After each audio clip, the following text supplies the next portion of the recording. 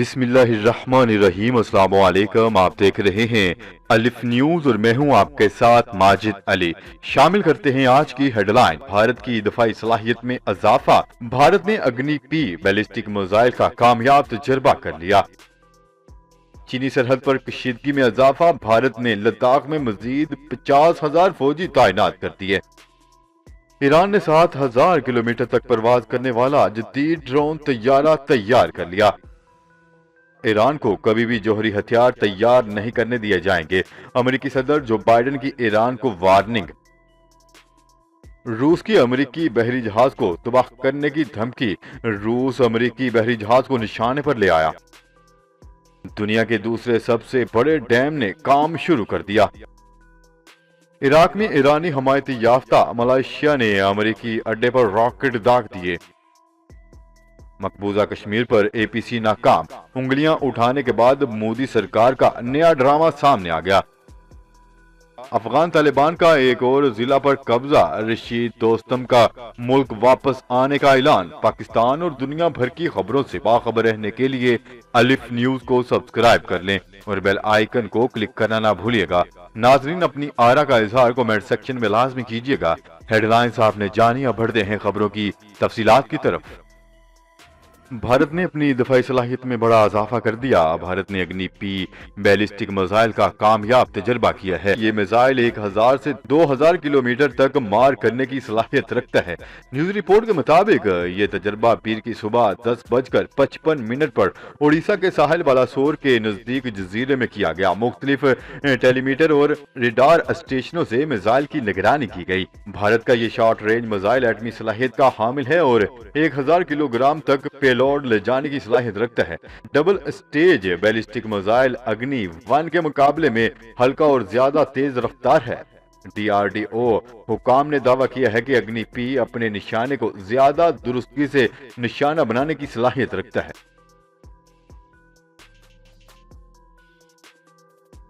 خبر کے اگلے حصے میں بات کرتے ہیں۔ بھارت نے غیر قانونی طور پر اپنے زیر تسلط جموں و کشمیر میں چین کی سرحد سے متصل لداخ خطے کے علاقے لیہہ میں کم از کم 50,000 اضافی فوج تعینات کر دی۔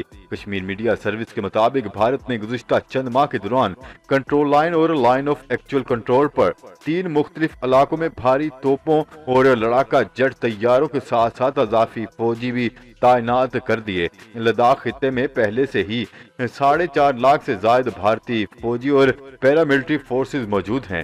بھارت کے ایک لیفٹیننٹ جنرل اور بھارتی فوج کے شمالی کمان کے سابق کمانڈر ڈی ایس ہوڈا نے کہا ہے کہ جب سرحدی انتظام کے معاہدے ٹوٹ چکے ہیں تو کسی بھی طرف بہت سے فوجیوں کی موجودگی خطرناک ہے۔ انہوں نے کہا ہے کہ اب فریقین متنازعہ سرحد پر جارحانہ گشت کریں گے اور ایک چھوٹا سا واقعہ صورتحال کو غیر ارادی طور پر قابو سے باہر کر سکتا ہے۔ لداخ کے شمالی علاقے میں جہاں گزشتہ سال بھارت اور چین کے درمیان کئی مرتبہ جھڑپیں ہوئی ہیں۔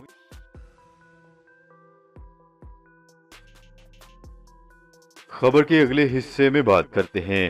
ایرانی پاسداران انقلاب نے ایک ایسا ڈرون طیارہ بنانے کا دعویٰ کیا ہے جو 7,000 کلومیٹر تک سفر کر سکتا ہے۔ غیر ملکی خبر رساں ادارے کی رپورٹ کے مطابق سرکاری ٹیلی ویژن پر نشر ہونے والی اپنی تقریر میں جنرل حسین سلیمانی نے دعویٰ کیا ہے۔ انہوں نے البتہ مزید کوئی تفصیلات نہیں بتائی۔ نئے ڈرون سے ایران 3,500 کلومیٹر دور تک اہداف کو نشانہ بنانے کی صلاحیت کا حامل ہو جائے گا۔ قبل ازیں ایران کے غزہ نامی ڈرون سے 2,000 کلومیٹر کے اندر کے اہداف کو نشانہ بنایا جا سکتا تھا۔ ایران کی فضائیہ کے پاس شاہ آف ایران کے زمانے کے کافی پرانے امریکی ساختہ جنگی طیارے ہیں۔ ملکی فضائیہ امریکی پابندیوں کی وجہ سے مشکلات کا شکار ہیں۔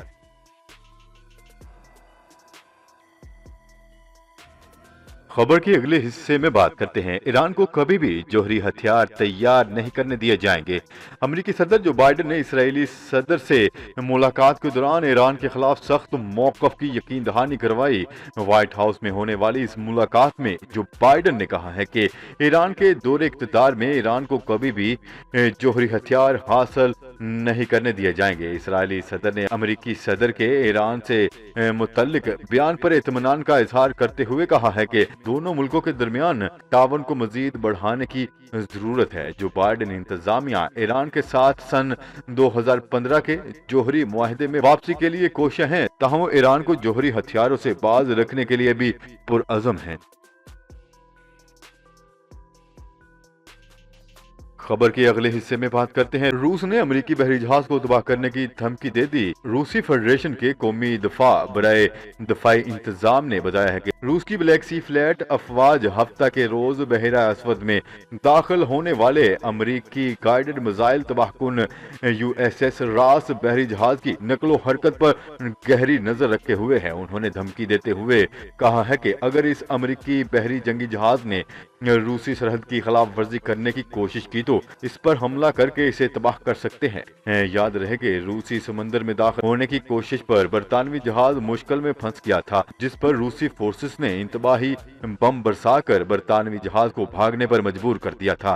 روسی حکام نے برطانیہ سمیت تمام ممالک کو خبردار کرتے ہوئے کہا تھا کہ جو ملک بھی روسی سمندری حدود کی خلاف ورزی کرے گا اسے سنگین نتائج کا سامنا کرنا پڑے گا۔ روس کے نائب وزیر خارجہ کا کہنا ہے کہ روس کی سلامتی ہماری اولین ترجیح ہے۔ اگر کوئی ملک عالمی قوانین کی پاسداری نہیں کرتا اور روس کی سلامتی کو خطرے میں ڈالنے کی کوشش کرتا ہے تو روس اپنی افواج کو سرحد کے دفاع کے لیے استعمال کر سکتا ہے۔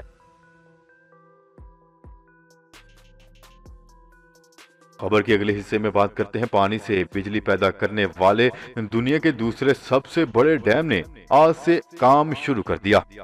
غیر ملکی خبررساں ادارے کی رپورٹ کے مطابق جنوب مغربی چین میں آج سے وسیع تر پلانٹ کے 2 ابتدائی یونٹس نے کام شروع کر دیا۔ رپورٹ کے مطابق دریائے جانچا پر قائم ڈیم میں 16 یونٹس ہیں جو 1 ملین میگا ٹن فی یونٹ بجلی پیدا کرنے کی صلاحیت رکھتے ہیں۔ چین بجلی کے حصول کے لیے کوئلے پر دار و مدار کی وجہ سے دنیا بھر میں تنقید کی زد میں رہتا ہے، مگر اس ڈیم کے مکمل طور پر فعال ہونے کے بعد سالانہ 20 ملین ٹن کوئلے کو جلانے سے بچا جا سکے گا۔ خبر کے اگلے حصے میں بات کرتے ہیں۔ عراق میں ایرانی حمایت یافتہ ملیشیا نے امریکی فضائی حملے کے جواب میں امریکی اڈے پر راکٹ داغے ہیں، جس سے متعدد گاڑیوں کو نقصان پہنچا ہے۔ عرب میڈیا کی رپورٹ کے مطابق ایران نواز ملیشیا نے مغربی فرات کے علاقے میں آئل فیلڈ کو نشانہ بنایا۔ یہ آئل فیلڈ امریکی فوجی اڈے کے طور پر استعمال کر رہی ہے۔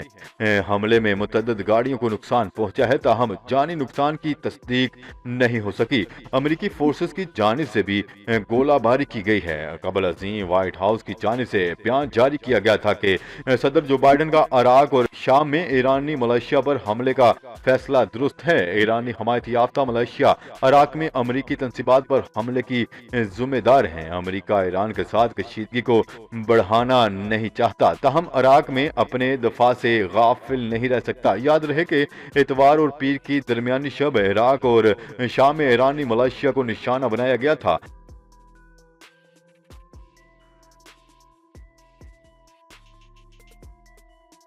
خبر کے اگلے حصے میں بات کرتے ہیں۔ مقبوضہ کشمیر پر APC ناکام، انگلیاں اٹھانے کے بعد مودی سرکار کا نیا ڈرامہ سامنے آ گیا۔ SCO کانفرنس سے پہلے ہی اجیت دوول نے ڈرون حملوں کا راگ الاپنا شروع کر دیا۔ کیا ہر الیکشن سے پہلے بی جے پی اپنے لوگوں اور فوجیوں کو نشانہ بناتے رہے گی؟ پلوامہ میں بھی مودی نے اپنے ہی لوگوں کو مروایا۔ بھارتی عوام کا بھی مودی سے اعتماد اٹھنے لگا۔ ڈرون حملہ بپن راوت اور بھارتی ایئر چیف کی چپکلش کا نتیجہ۔ بپن راوت اور ہندوستانی ایئر چیف کے درمیان اختیارات کی جنگ عروج پر ہے۔ بھارتی سروسز چیف بپن راوت کی بطور CDS تقرری کو سیاسی مانتے ہیں۔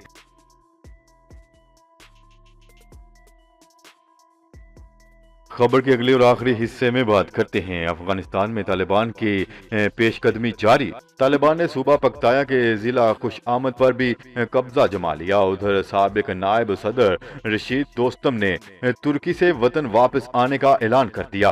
ترجمان طالبان ذبیح اللہ مجاہد نے ٹویٹ میں صوبہ پکتایا کے ضلع خوش آمد پر قبضہ کرنے کا دعویٰ کیا ہے اور ان کا مزید کہنا تھا کہ لڑائی میں کابل انتظامیہ کے متعدد فوجی مارے گئے، بھاری تعداد میں اسلحہ اور فوجی گاڑیاں بھی قبضے میں کر لی گئی ہیں۔ ادھر سابق نائب صدر رشید دوستم نے طالبان کے کنٹرول میں لیے جانے والے اضلاع کے حوالے سے تحقیقات کا مطالبہ کر دیا۔